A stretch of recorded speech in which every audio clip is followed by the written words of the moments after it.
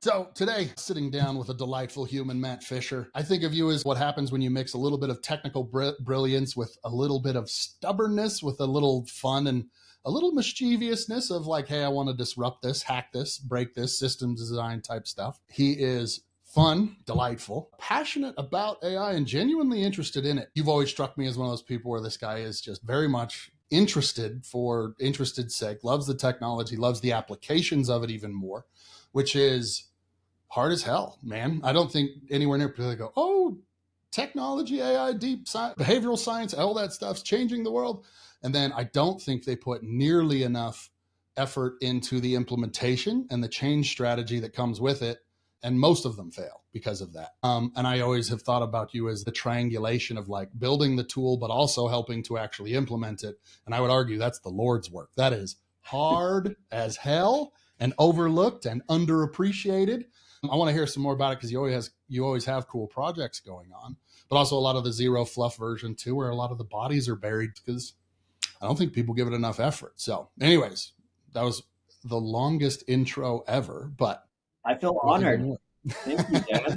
Matthew Fischer, you legend, you. It is good to talk to you. We've talked many times before, but I mean, tell me, how did you get into this? I know you had a lot of stuff. It's your health assistance bots are a lot of the things that always kind of come to mind as some of the earlier work. I know you used AI to help you write a book. You were probably one of the first people that I knew that actually pulled that off in terms of a test. But what was your kind of foray into it? You've been doing this a while. Yeah, we got into it really early, especially here in Utah. I think it was like early 23. I was up at Snowbird with one of my good friends, Mike. We just went skiing a ton. That year was awesome. We had like 904 inches at Alta. And oh man, that's what dreams are made of. But as we saw like what GPT 3.5 could do in those like early days, we're like, hey, this is big. This isn't like another IoT revolution or other things that have come. Like VR has been trying to get off the ground for years and now finally got traction. But like we looked at AI and what it could do is like the internet, the Model T. And it became this obsession of ours where we were just every day we'd go up skiing and talk about like, hey, did you try this out? Did you see this? Hey, did you know this could happen with AI? And it just became one of these things where like every day we just started talking about it and went all in. Like that was our thesis after a few days of skiing together where we're like, let's just go all in. So we ended up starting AI Revolution Labs, and Cool. It's taken a couple turns, but the whole focus from the beginning was being that this is probably the largest like democratized innovation since the Model T, like allowing people to leave the cities, go suburbs, build their own farms, do all kinds of things you could never do before. Now you could have people in any country across the world using AI to improve their lives, and our focus is business performance and being able to help people understand it and use it in their business. And it's just been a crazy ride. The book was on implementation, wasn't it?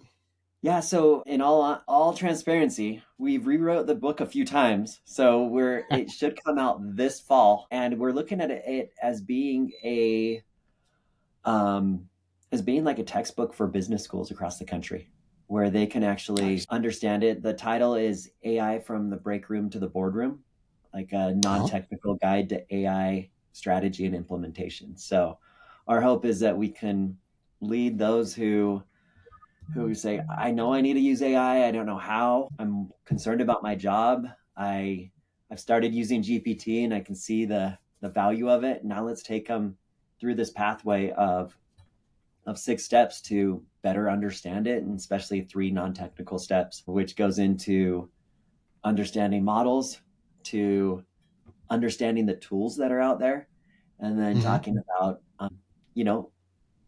AI workflows, agents, all these new 0, 1-click tools that are coming out, like ideas. And also this is the first time in the AI world where the agents are getting good enough that they can actually like do tasks and do them in a really great way, like Oh yeah. answering the phones, Yeah. um, being able to conduct all kinds of stuff that normally would grind us down and be like, man, I'm just at the grind doing what I do, you know? Right. So it's been It is amazing. such a weird dichotomy because you're at the spot where you can be a founder, CEO, and you could replace most of those tasks. Because again, it's like, are you connected? Pretty much everyone who works for me's job is to go, hey, can I compile a bunch of data to help him make a decision? I'll tell him my feedback. But then again, my job is to kind of like validate that they do have the data that they need to make that decision. And then to go, yeah, based on like the vision surrounding the other efforts that are going on in the company, yes, no, maybe, right?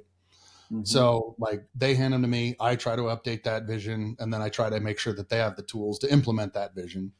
And I go, man, that's not, yeah, I'm replaceable. I know. I think there's a moment for all of us where we're like, wait a minute, I need to like think deeper about this. Like, there's a Which lot of is stuff. good though, right? Because I mean, like Yeah, the amount of stuff that we do that would have taken literally a month, 2 months, or whatever, I can build a hypothesis on that vision. I can pull in multiple data sources. I do op research on my own thoughts. So, like, anytime we write an article or whatever, I'll put it into like Gemini or something else, and our agents will do it too. Where I go pull in, they've already been trained and stuff. Where I like, I want you to do op research on this thought. This is what I think is a novel concept. Go and pull in the market research, cite your sources, and give me links to see if I'm right, wrong, otherwise, or where I have weaknesses in that.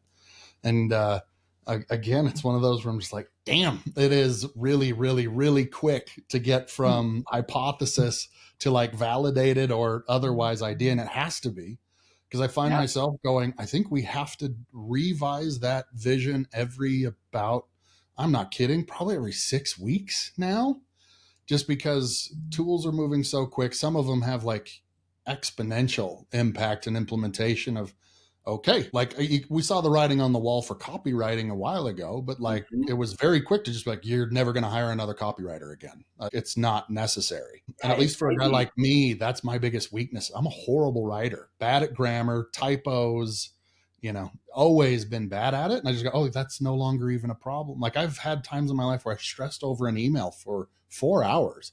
And Wow. I go, yeah, now it's at most 3 5 minutes, and I get 5 really good revisions each time, and they all sound like me, include my history, blah blah blah blah blah. It's crazy. You know, I've always said a month in AI is like a year in a traditional business.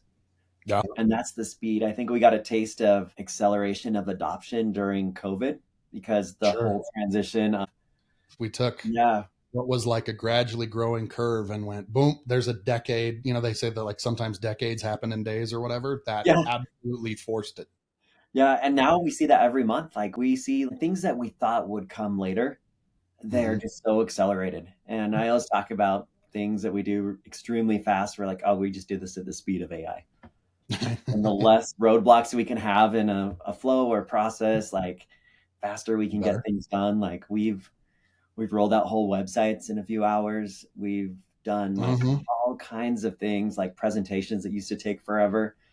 We're Oh yeah, talking real time. yeah. Even during a presentation where the audience wanted to have a little workshop on prompt engineering, Uh-huh. I actually generated that workshop and slide deck during the presentation and then presented it. Like, here we go. There used to be a method of debate that did that. Yeah, and Yeah. it's just basic stuff, but like it's so amazing how quickly we can run nowadays, and I think we need to look at like deeper things in life too, where it's like at some point we will have the speed of 50 people doing our work, and now it's like what really should our work be, and Oh yeah. how does the impact of our work make a difference in society? Oh And yeah. I think we need to shift our thinking a little bit. The that is a big part of it, where you just go, do I have, again, the decisions that I make, do I have them in a feed that is researchable, tied to some sort of automation or a cron where I can get an automated update of just what do I do, or at least what am I dealing with today, and I'm curating that decision, right? And then I don't think it's that much further out where I go, I am the culmination of the things I've been exposed to, or the books that I read, or the people that I follow, and everybody else is too. So a lot of those, in terms of like hey, I have a thought. And then, at least in my process, we have the zag where I go, okay, well, there's the logical conclusion. What's the illogical, but also probable option? The zag. I go, cool, but who's going to do the black swan move? Who's going to do the outlier and going to capitalize on the zag event and stuff? And be like, Mm-hmm. yeah, I do that as like part of the process. Op research, same kind of thing. Yeah. Is like, what's the zag? I want to know what this is the obvious conclusion, but what do you do with the not so obvious alternatives? Yeah, and it's amazing what power it is. Like, and I love what Wrench is doing, by the way. I I'm like professionally trained as a brand strategist. Got my Mhm. master's degree in it. Okay. And a lot of what Wrench is doing is really kind of replacing what we did as strategists. But Don't tell anybody, or actually tell everybody, because I agree. well, it's helping us do more, Like we used to spend so much time on all this research and Yeah. going through all these tools, going through Mintel, going through Yep. Yep. Simmons and all these Uh-huh. other tools, doing our own web research, MRI. going through blogs, going through like deep message boards. For everyone listening, we used to have to buy these reports sometimes for thousands and thousands of dollars, or you'd have an annual subscription that was like 50 grand a year, and they would give you just a report on a vertical. They'd just be like, Yeah. here's what's happening in scooters, and here's the players, and here's the market growth, and here's the compound annual growth rate, and here are the main insights, and here are the use cases, here's the source of volume. And then you'd use that and you try to build a business case surrounding it. And you would pay so much money to Crazy. do that. And oftentimes they were pay to play and you didn't know that, right? It's like the people paid to be in them or publish them or Mhm. whatever else. They'd help And blow up then a category that way. yeah, it's like this whole industry, this whole business, and it's valuable. Like I've Sure. done some of those reports and been part Oh, of yeah. the research, and but I'll give you a real life example though. Like we launched Luxury Home Magazine in Uh-huh. Washington D.C. Jens, if you're listening, shout out to you for making that happen. But one day I came across this statistic. Somebody in our office, like kind of, I don't know if it was me or Jens or somebody in our office found it, but it's like 80% of all homes are sold by the neighbors. Oh, wow. So Yeah. what we did, we mailed out like over 20,000 issues of the magazine each month. And after I heard that statistic, so this is what a strategist would do. We do all the research, find Yep. one or two insights, and those insights are the things that will be part of the marketing campaign or move the business strategy a different way. Mm-hmm. And so when I saw that, I was like, okay, cool. So I redid our whole mailing list where every home that was in the magazine for sale, I would then send like early geofencing, but send a magazine to every one of the neighbors. And then I would also go to like we always wanted to be where they worked, lived, and played and put Uh-huh. the magazines there. So we'd go to like the nice restaurants, we'd go to the places they hung out and every home. So we did that for a few months. And guess what? This magazine grew quickly. It went from like a few pages to like 70 pages and all based on like one insight. And that's the power of strategy and research. And to be able to do it at the speed of AI with Wrench and to be able to pull out insights, which are these like anomalies, the zags, and Yep. be able to just make these small changes. That's like moving the rudder of a boat and it just goes in a whole new direction. But it's amazing. And it's one of those things as a strategist, like we've seen so many entire verticals churn. Yeah. That's one of the things I do a lot of work on is looking at like either AI tools and how one new release can churn out a whole vertical and Mm-hmm. make it obsolete, or how are consumer preferences changing? Like I was watching some early early commercials about introducing computers and that was a huge change for people and then the phones and then everything else. So like we as a society need to adopt and embrace change in a way that we've never seen before because even Yeah. in a month or two you're like 2 or 3 years behind of what's going on in AI or how Scary. you're connecting and People, the it's just the amazing.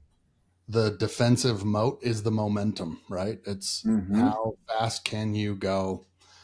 And right now, like a lot of it is even how small can you keep your team is becoming actually a strength in a lot of ways.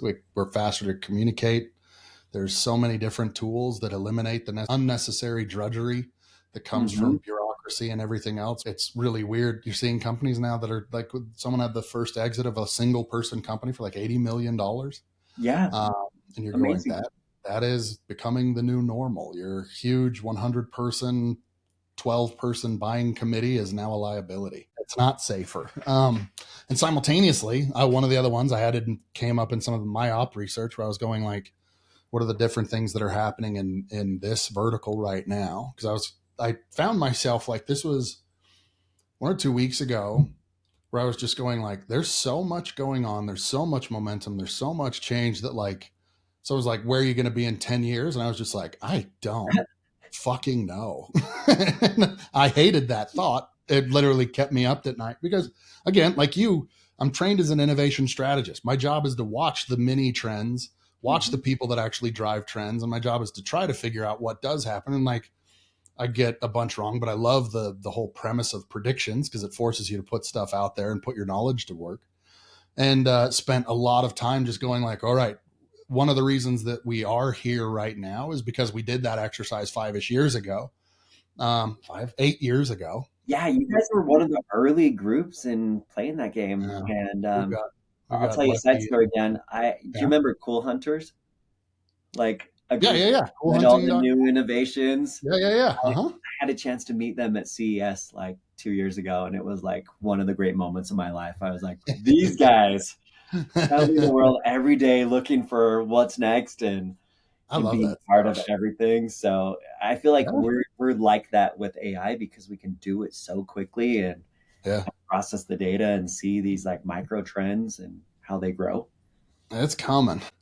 I am excited. Like, one, I feel like I have like some conviction on where it is going because it isn't easy and it never has been, right? Like, selling AI until ChatGPT was very difficult. There was, again, people would be like, yeah, it's smoke and mirrors, and it still gets a little bit of that reputation. People know it's real, but which one is real? We had a bunch of our own data that said AI is hurting your messaging. Remove the AI part. Do the behavioral analysis. Do all of the Yeah, personalization. Don't critique mention AI because it hurts the pitch. November of whatever that was when ChatGPT launched. What was that? But it 22 flipped. November of Yeah, 22. like in a month, it flipped, and people went, "Oh, because the user experience from theirs was so interesting, where the user could literally interact with their own feedback instantly." The aha moment was 2 seconds for the first time. Yeah, it's funny, like, because the machine learning experts, like, they kind of rip on AI back in the day. And then Oh, yeah, yeah, yeah, yeah. and GPT came out and just like gained more users than Facebook in like a few months versus like a year or two that Facebook took. And then they're like, wait a minute, Transformers are changing the game. Yeah. And they are very cool. And I do see the swing actually going back to the machine learning right now. Not because one is better than the other, but we're in a zone now where we've got the hype cycle from GPTs coming down a bit. Again, everybody's messed with them, used them, they've seen the hallucination, so they know like it can simultaneously give me brilliant copy, but also incredibly misleading insights. It doesn't know, again, I've mentioned this like 30 times, but like they still don't know what tools they can use. So like Chat GPT will be like, hey, yeah, I can give you an Excel spreadsheet with formulas. It's like, you can't do that. So we usually get the complaints are like, hey, it didn't do that. Like it didn't process my Excel spreadsheet or whatever else. I'm like, yeah, because it's telling you the truth of, hey, by the way, like I can look at data frames and data sheets and I can do Mhm. basic reasoning, but like going through the formulas and everything, they'd be lying if they did, right? Are they capable? Will they? Sure. Are they doing it right now? No, no, no, no. Yeah, exactly, right? Uh, Yeah, it's interesting how it keeps swapping from, but what we're also seeing now is there's some fatigue with the messaging with AI. A lot of startups are now focused on like their problem they're solving versus we're AI for this problem. yeah. And then what I find fascinating is that there was a subpoena for OpenAI. Yeah, they can't delete their logs anymore, right? So everyone And saying your data is private or whatever is not yeah, true. For I was look, waiting you for need to that notify your moment user. because it was August 27th, 2023, where they did like enterprise and workplace, where we Mhm. thought our data was safe, and then we all dumped even more personal data in there. Yeah. And now, like, it could be subpoenaed and seen in the court cases. Because of that, we're seeing a big shift right now that everybody wants to embed their own private model, like on prem or in their Sure. firewall.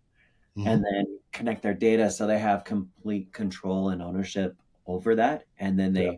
they feed it as an extra security measure. And I think we'll see a lot more of that as we Yeah. go. Almost everybody we talk to wants that. Oh And yeah.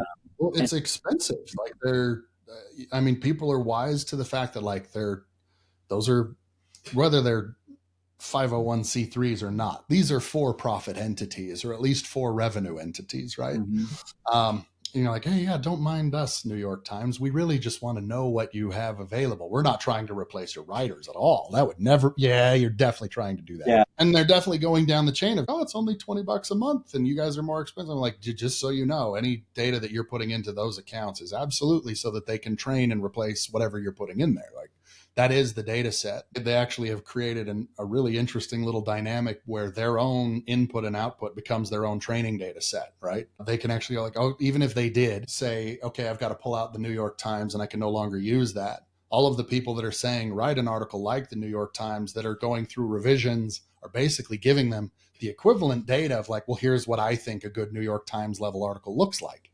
Right. Mm-hmm. So they're going, well, cool, even if I pull out New York Times, I can still create a New York Times style article, even if I didn't, because people have now trained me on what that looks like on data that isn't proprietary or outside of my copyright realm. Right. Mm-hmm. So they have a really clever little feedback loop that's actually of their own. And that's why they're spending, I think, so much more time on personalization right now of, all right, give me more feedback, because I go, that's the new oil. And anyone else utilizing those technologies, like, heads up, any publicly available data is losing its value.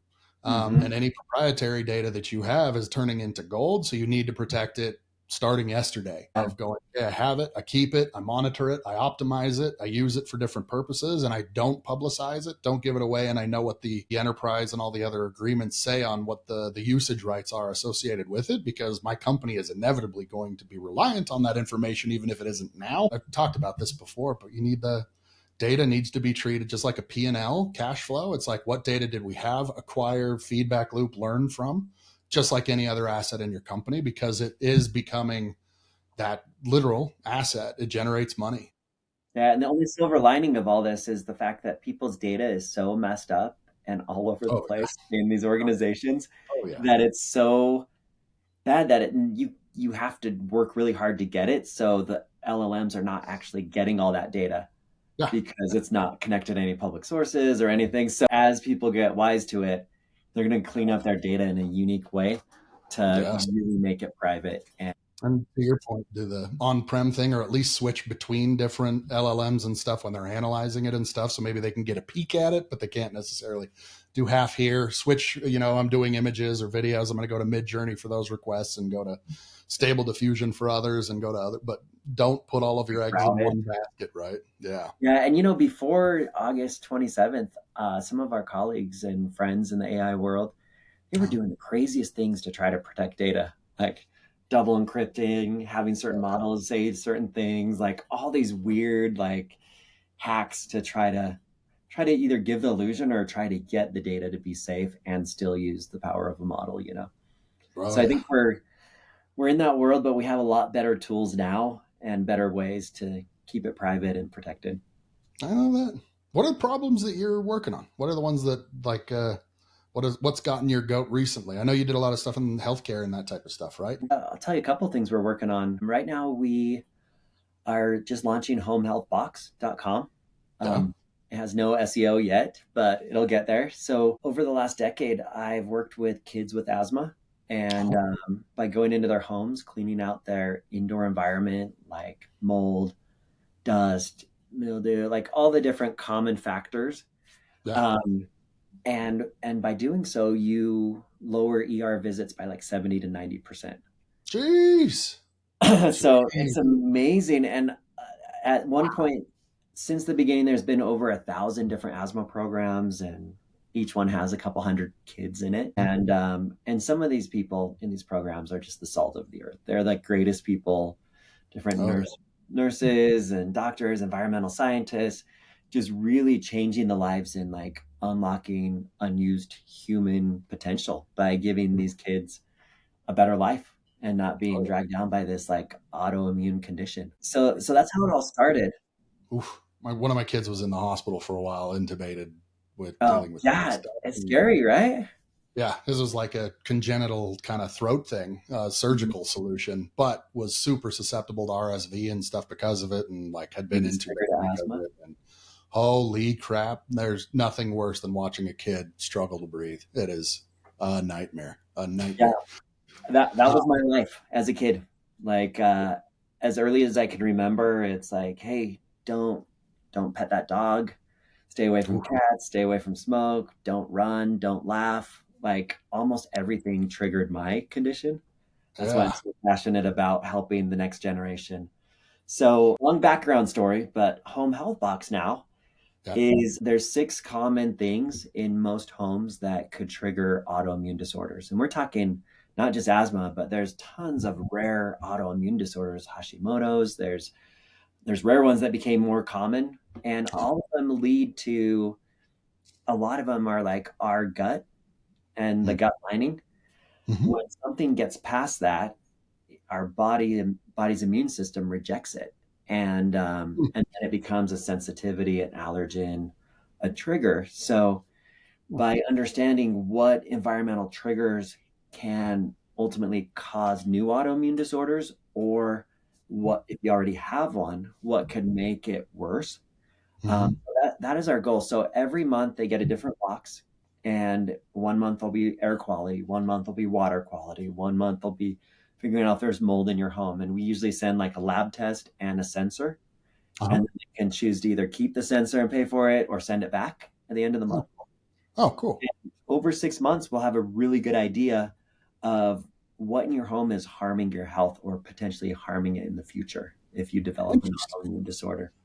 So so that's the premise. And each person who signs up for the monthly subscription box, they get access to what we call the home health data box. Uh-huh. And that's the most fascinating thing. I've been testing this privately for a while. We've talked about that, like my own health assistant. Mm-hmm. For the case here, we would then say, like, hey, we found heavy metals in your water and Mm-hmm. arsenic. Let, would you want us to generate a report for your doctor with our findings? So then Oh, they can cool. go to their medical doctor's appointment, and then he can be like, whoa, those levels are off the chart. Let's see if they're in your body. And then you can have the medical test for like mold or heavy metals or all these different things that we now have the ability to test. But now we're kind of bridging the connection from like the medical community to the home, connecting the hospital to the home. Uh-huh. And we're excited because with AI, we believe that we can lower the margin of error with these environmental tests, having the homeowner conduct them. So instead of having an environmental scientist come into the home and do all Sure. these specific testing, we found ways to use technology with like newer sensors. And then we're still doing lab tests as a double test, so we Mm-hmm. can see like both sides of the story. And we hope that over time we can have this spread across the country and have thousands and thousands of people ordering this. And then we'd really be able to understand like, hey, who is responsible for these conditions? What's responsible for these conditions? Like autoimmune is now beating out some cancers and a lot of other conditions just Whoa. because there's the traditional healthcare system doesn't have a lot of tools to address these things. And there's multi-factors, and what is AI really good at? Processing a ton of data. Like right Yeah. now we have all of the data from water tests and well tests in Idaho. So we Uh-huh. can relay that with the individual water test and any other supporting data as we go. And it just becomes this way of seeing our environment as a way that will let it, like Steve Jobs says, like take your food as medicine. Yeah. And some of that food's actually causing the autoimmune disorders, but the Sure. environment as well, So we're really deep on this from autoimmune and epigenetic shifts and how we can keep these kids healthier and have unlocked potential and not be dealing with these autoimmune conditions and epigenetic conditions. So That sounds one. I'm weird enough that sounds like fun. Like I'm like, is this like a kid's science thing? Because we totally that's my jam. all right, Like, good. one, I want one, but two, like that is the type of stuff that I am just fascinated by for fun and entertainment value. Like, just as an example, I mean, we live in Utah, one of the prettiest places on the freaking planet, but also one of the crazy, terrible air quality places Oh, yeah. also on the planet. Anyone who doesn't live here, there is a weird, Utah or Salt Lake City is in a valley surrounded by huge mountains, and there's this weird effect, this lake effect that basically takes a ton of the pollution that comes here, and we have, I don't, it's a mining or some other toxin pollutant factory that's nearby or whatever. Mm-hmm. And the nature of the geography basically creates an envelope around the city. And in winter, you'll look up and you'll just have these weird gray skies, and all of that pollution can't basically burn off or go anywhere. It's trapped by the mountains on all sides. So Utah in winter will have like the equivalent air quality of smoking a pack of cigarettes in a day. It's super weird. We beat out China's air quality one day a few years Yeah. ago. Yeah, right. And so like you'll come here in summer and it's beautiful, clear, whatever, and then all of a sudden winter, there's these days where they're just like, don't go outside, don't work out outside, don't whatever. I know like some of the people that I used to where we rented from, they moved literally up to Park City just so they could get out of that envelope because the air quality was, they thought, such a significant harm to their health. Right? They literally moved their entire house because of it. And as the Great Salt Lake over here dries up, potentially the risk of the pollutants in the air goes up and up and Arsenic. up, which is why it's such a big deal that they go, hey, we have to save that Great Salt Lake, because if that Mm-hmm. lake bed dries up, we're putting cyanide in the air. It's like, let's not do that. Yeah. You know, it's fascinating. One of our partners has the monitor we use for air quality in the Uh huh. homes. I've Uh actually gone across the country looking at all the laser particle meters and monitors for air quality, and huh. these guys have like a self-calibrating one, but they Uh huh. also have like an altimeter on it. So they've actually, I've always wanted to do this test, and they've actually done it. So you can see the different particles live at different heights in the air. Sure. And so we have about 1,000 feet between like the end of the valley and the bottom of the valley, or like four or five Mm-hmm. hundred at certain points. And Mm-hmm. different things have different signatures. So with these monitors, it's been amazing to see like not only it's a great thing for research, but like the family that moved to Park City, great. People who live up on the bench have less pollution than those who live at the very base of the valley, you know? Wow. There's so much cool stuff when you get like crowdsourced or user generated content like this too. We're just Mm-hmm. going again, like you could potentially map out like, hey, who's potentially poisoning the water hole type of thing, right? There's a company or a factory up the street and it happens to be coming right next to the paint manufacturing facility or something, but they don't even realize there's a leak or something. So you're going, wow, you could identify a ton of stuff like that. Weather, Texas. I was talking to one of our Yeah. coworkers who was talking about parts of where they live have gotten 37 feet of water. I'm going, that's a lake.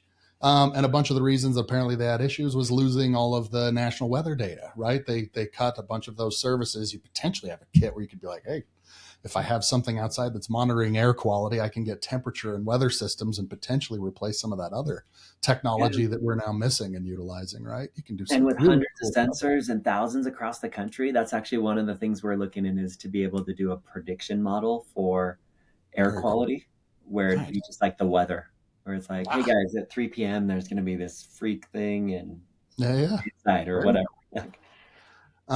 Also, a good idea too on kids. The other thing that just having my youngins that you notice is just the significance of the premise of like compound interest.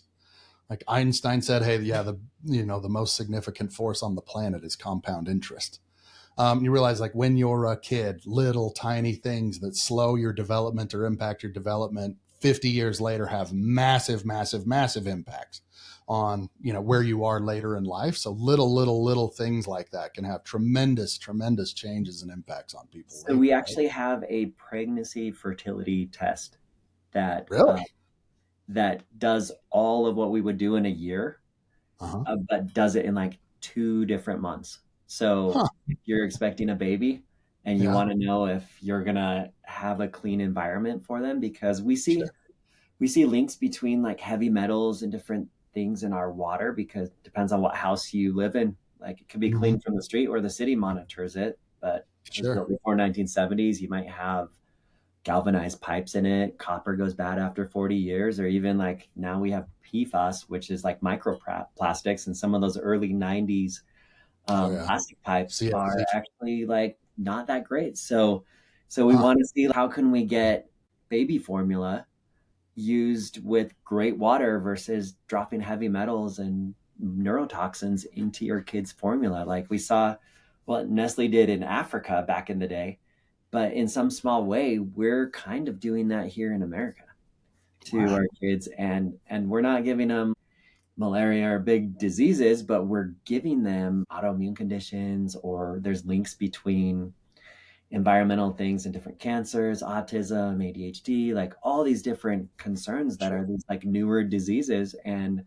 we see a lot of environmental links. And if we can, instead of just seeing these anecdotal data Mhm. links, what we're hoping is that imagine if we saw that link with 600,000 people who were all using Yeah. this data and testing their water and and being able to see that, oh wait, that is a problem, we should address it early before it becomes a bigger problem, not just in our growing babies, but like you were saying, 50 years later, some little genetic a gene turns off or on through epigenetics based on an Mhm. environmental factor, or there's some autoimmune, like you can, your body will remember a sensitivity or an allergy for a lifetime, causing Sure. a huge problem. So Is that what happened to me? When I was a kid, we had cats, and now I'm allergic to cats. yeah, so really, like on a very basic level, you could have had a micro tear in your gut. Uh-huh. Your body could have had, like, could have inhaled some cat dander or whatever protein, Uh-huh. and it could have built that allergy or sensitivity early on, and your body remembers it. So every time your immune system sees that, it's just, yeah, gotta get rid. Runny nose, watery Yeah. eyes, Yeah. and the body's like, all right, our defenses are up. White blood cells, go get them. Wow. And That's how that worked.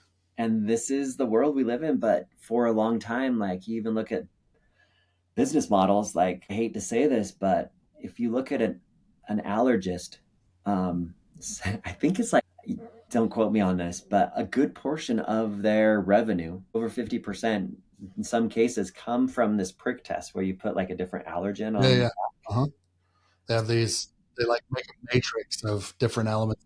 So they're like, all right, I'm going to stab you with a needle with a little bit of hot dog on it. We're going to see if you're allergic to hot dogs. Now ketchup, now mustard, now. Uh-huh. And again, you end up in the whatever gets inflamed. They give you the, hey, we figured out what you're allergic to, right? Yeah, and sometimes it's your whole back is a grid. Sometimes they link Sure. together. Uh-huh. And then what what you'll see is like 70% of their business model in some cases comes from just doing that test. Oh, So really? pharma came out with a test that it's a blood test, and you can just take the blood test and it'll tell you all the Something. allergens, Uh-huh. on how severe and that immune response is to that. But Wow. they'll still do the prick test, even though it's not as good as that one. But if you follow Yeah. the money, All the they're money. not going to give 70% of their business to pharma when they could be making more money as a practice, you know? So Sure. what I find in, if you always follow the money, follow the influence and power and politics, you'll Mhm. be able to tell the true story. And that's the sad thing about the world we live in today. I'm not a conspiracy theorist, but I've hung out in the medical world long enough to know that everybody's a business and you got to make money. If a natural thing or an environmental thing can be changed into a moneymaker, they probably will do it, you know? And not a conspiracy theorist, but check this out. You ready? Okay. Yeah. So you look at Bayer, like aspirin. Sure. So Monsanto's has been, they're the maker of like Roundup, and Mm-hmm. $11 billion Glyphosate. in lawsuits for this certain type of cancer. Well, Uh-huh. guess what? Bayer has the the medicine, the treatment for this certain type of cancer. Uh-huh. So it's not even like hidden anymore. Like Bayer bought Monsanto's. Oh, they're like we're the cause of Here's and the the cause, solution here's to the the problem. solution, and our lawyers will keep us Ugh. going in the middle. These are the type of things that, like, I don't know, people get killed for. This is also a good example too, where people talk about the dangers. I get talk about like is it going to destroy the world? And I go, it's a tool and you can use it for good. You can use it for bad. There's no inherent morality tied to it. What are you doing with it? And again, they're like, yeah, do you want people knowing the particulates in the air in your home? And you go, what are they doing with it? If we're clearing out the air in my house, yeah. If I'm potentially finding out that there's like some single source of pollutive, whatever toxins that can be dealt with, yeah. Can they use it for bad? Yeah, sure. But again, welcome to every tool that's ever been invented. Pocket knife, right? Like Yeah. the chef knife in your kitchen could stab somebody. But it is very much the more people that get educated, the more options you have to do with it. And again, there's a million different things that would be really interesting to understand with this, right? I guarantee too, the follow the money thing. Like, again, to your points, like we can potentially actually squash a bunch of wasted money services that are unnecessary with the proliferation of that data, right? There's a new method out there that can get rid of unnecessary tests. We can potentially crowdsource a bunch of really cool stuff that people want to know that make them healthier, share habits. I always wondered about like even I have one in the other room, but one of the smart thermostats where they're like, hey, we'll adjust your house and how much grid and energy time they can actually save by just shifting the temperature up a few degrees if no one's home type of stuff. I always wonder if they actually got it to work. One idea with the whole asthma, so dust mites is a big trigger to asthma, but it's like the excretions of dust mites that cause the allergen, Okay. but they only like thrive where humidity levels are high and it's warm enough. So with the basic temperature humidity sensor and IoT link to your thermostat, we can almost eliminate the dust mite allergen Oh, wow. I automatically. love those. Oh, So you clean up your house once, get rid of all of them, and then have it automatically kick on if the conditions are right for dust mite allergens, and then you have a better life, all because of technology and a little bit of data running in the background. very cool. I love those. When you find those little solutions, what do they call them? One of my buddies had a name for this, non-pharmacological solutions. I'm sure I got that wrong.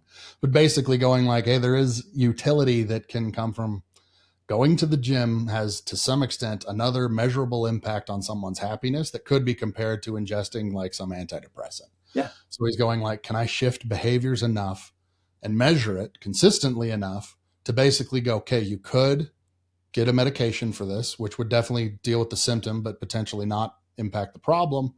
Can we measure like sleeping habits and combine that with gym habits and combine that with whatever to go, hey, I can measure the utility in your satisfaction in the day so that you don't have to take the pill, but it actually becomes a preventative measure that makes you happier, healthier, no more symptoms, cheaper, and you don't have the symptoms anymore even resonating or whatever, right?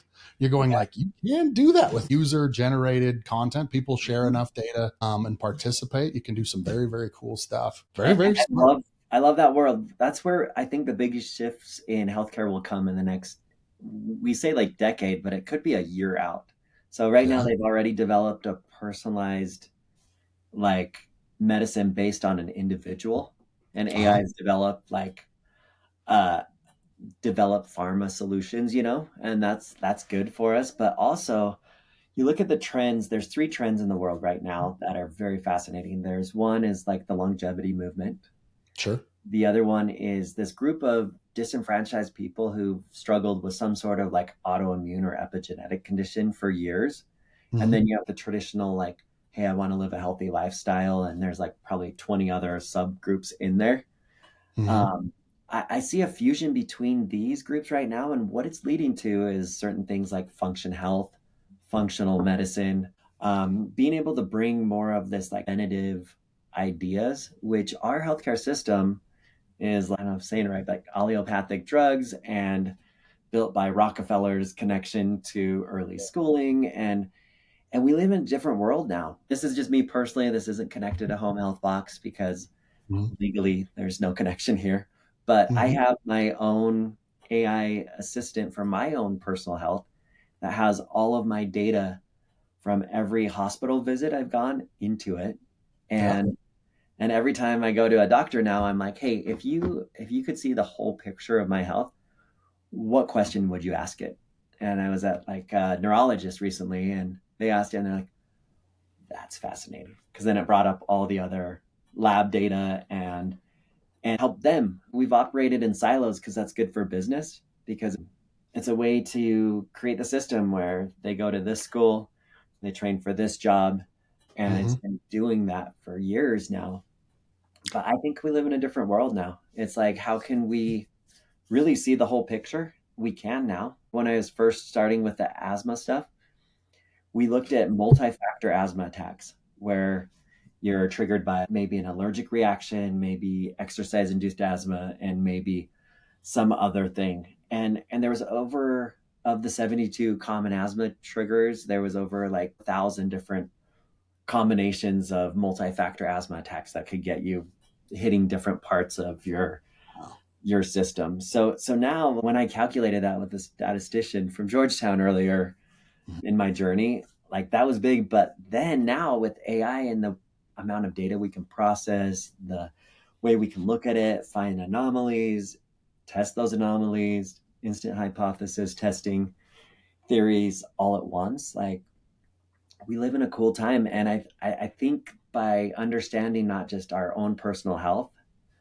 our own personal environment, and understanding these other factors such as like stressors and other things, that we'll be able to live much longer with much better health, all thanks to some of the advancements in AI.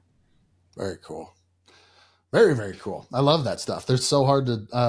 I've long heard that kind of critique of, like you're one doctor who went to school for one specialization. You're one person. You're to some extent a sample, an N of one, right? And there's oftentimes just the likelihood that they're able to connect all the separate dots is oftentimes very, very rare or very, very difficult to do. And it's very cool to see like those data silos brought down so you can start to make those connections from things that you couldn't before. And definitely getting easier to start to understand, okay, well, I've got 10,000 variables.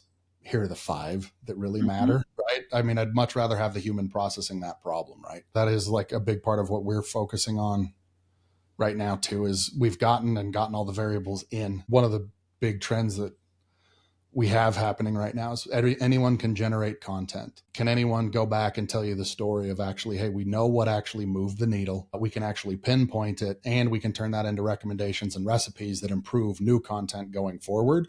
We're not guessing anymore. And it's Yeah. auditable. We can absolutely audit that process and verify what works, why, and how, right? Very, very, very cool time to be alive for that reason. Yeah. And going along with that process. So since we're an innovation firm, we, Mhm. even though our focus is on business and helping with like change management and adoption, we do have a lab where we build out our own projects and help companies with that as well. But so home health box is one of my passion projects. The secondary one, which kind of ties closer to a lot of what you've been working on, is GEO. Kind of gone into that, but going off being able to understand how models work and Mhm. how you can influence them, train them, get data out of them. And we live in a corporate world, right, where SEO started like 20 years ago and it's had a million different iterations, from I bought a book once in like 2004 where I was like, I'm going to go home and learn SEO. And by the time I started reading, I was like, all these things are outdated from Oh, yeah. like different chat rooms I was in back in the day. And Yeah.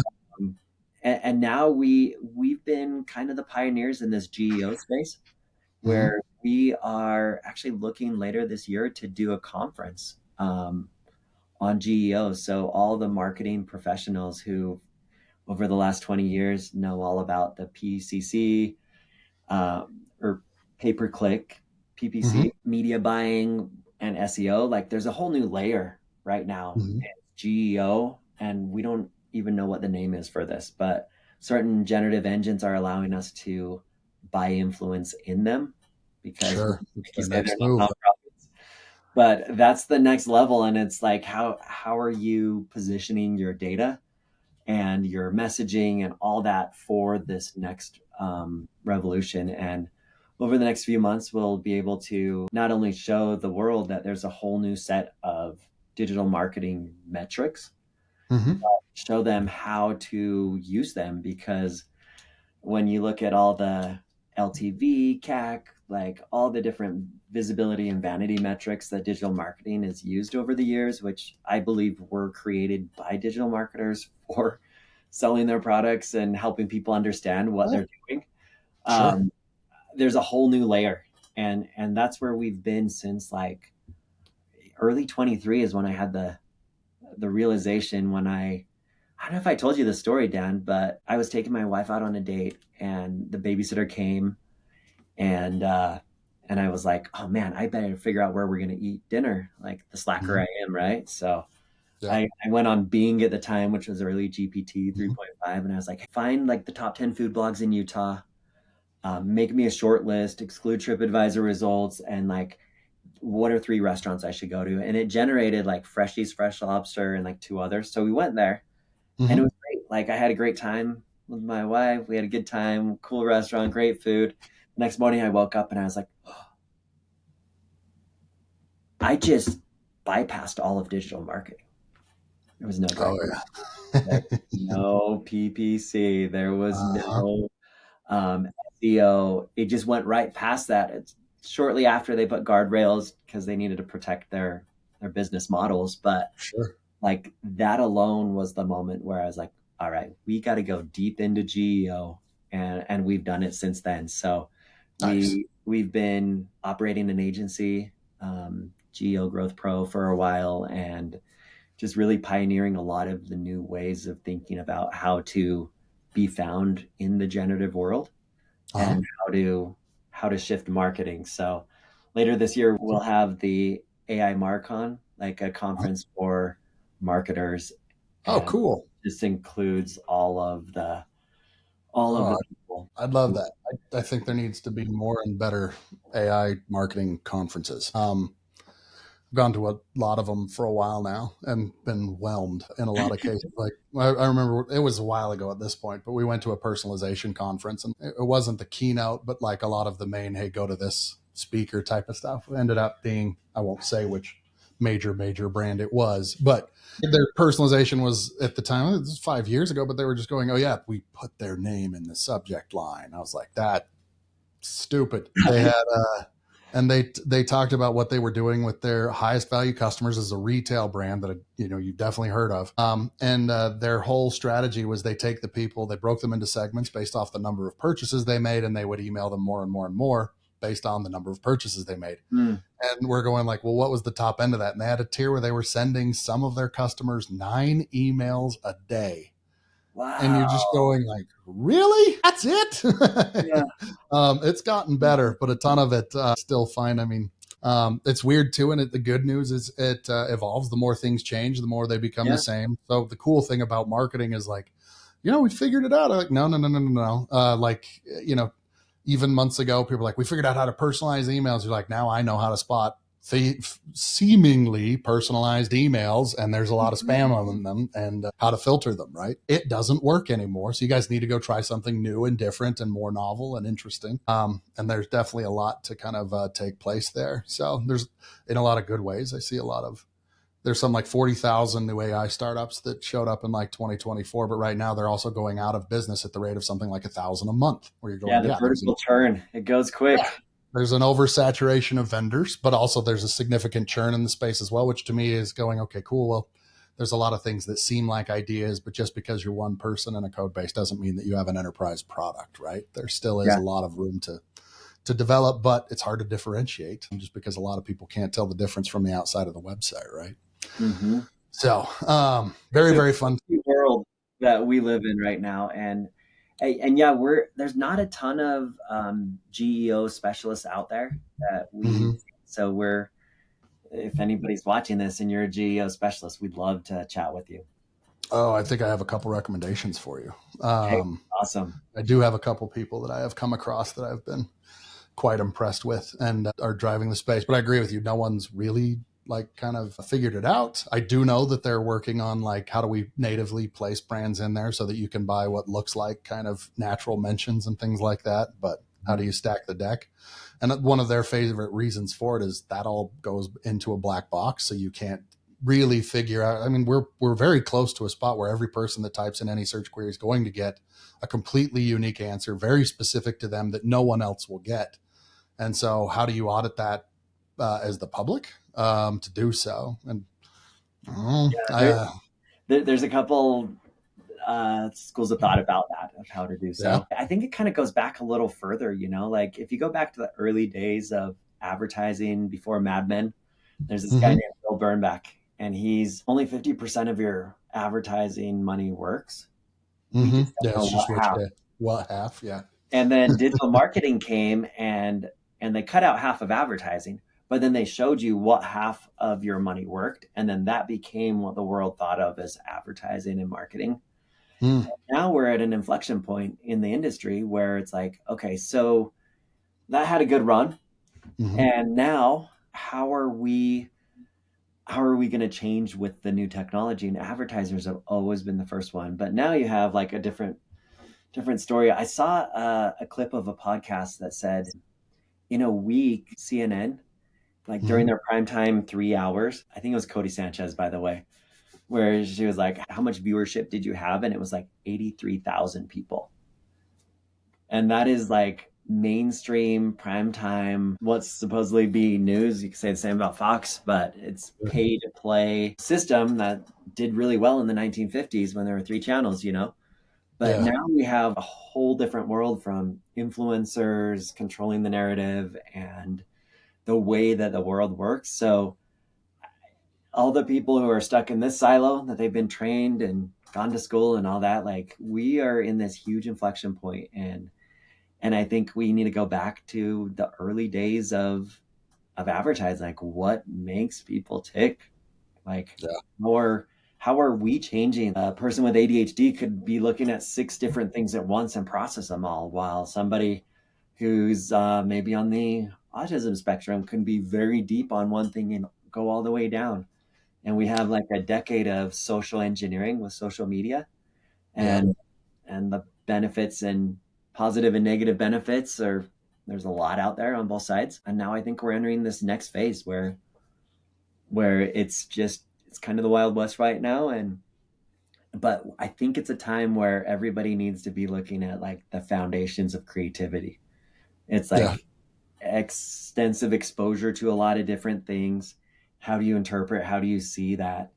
And then beyond creativity, it's like, how do we look at ourselves, as humanity? And I think that's where we need to go back to the early days where Bill Bernbach was like, I just don't know what works and what doesn't. But like, now we're in another moment. It's like, that's worked for a while. But when Google's earnings from search have gone down by like 7% and keep dropping, you can see there's an actual shift, and it happened a lot sooner than we thought. So this is the world we live in, and I'm excited every day as like an innovator and curious about everything. This just drives me to wake up and go out and make things happen. And it's just been such a fun ride for the last few years. Very cool. I love it, man. Always a pleasure. Very much a pleasure. Matt, where can people find you? AIRevolutionLabs.com. Yeah. Come to AI Revolution Labs. If you want to learn about Home Health Box, there's no SEO, but it's homehealthbox.com.